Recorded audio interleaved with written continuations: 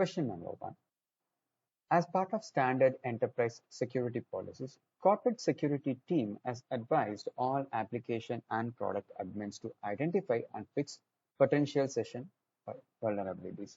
Which option does Salesforce provide out of the box so that admins can accomplish the above task? We got four options: enable XSS protection, field history tracking, setup audit trail, and security health check.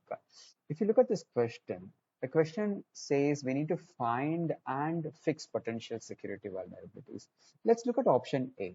It says enable XSS protection. XSS stands for cross-site scripting.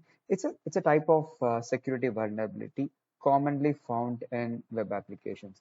So if cross-site scripting protection is not taken care, then it will open up a gate for malicious users or attackers to exploit your application.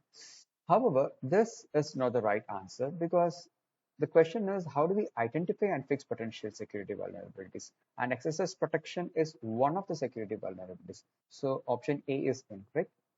Option B, field history tracking, is not the right answer because field history tracking is meant to track the history of changes as you do in a particular field. So you can enable field history tracking from the object manager. You can just go to any object, you can go to fields, and then you can just say history tracking. So this is where I can enable a tracking for a set of fields, right? So that whenever a value changes, I can see what was the previous value and what is the new value. And this is completely not relevant to the question being asked. And the third one is setup audit trial. And the last one is health check. So third one, option C, is also incorrect because audit trial in Salesforce is meant to track all the changes made by system administrators in this setup. So as an admin, we spend most of the time in the setup, isn't it? So whenever a change is done by a system administrator, so it gets captured in the audit trail. As the name indicates, it just keeps track of all the changes made by a particular admin. So imagine that in your project, you have multiple admins. So each admin can make, one or more changes, right? Whenever a change is made by an administrator, it gets captured right here, kind of, the change that was made, all such details, right? It's captured right here.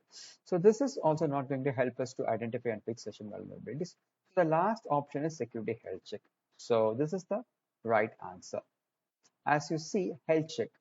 If you just go back to the setup and then look for the health check under security, so this will give me a comprehensive, view about the current security status of an org. So as you can just see, there are still room to improve. Looks like this particular org is just 71% good, and you can just see a table which says that there are certain session settings that needs to be enabled.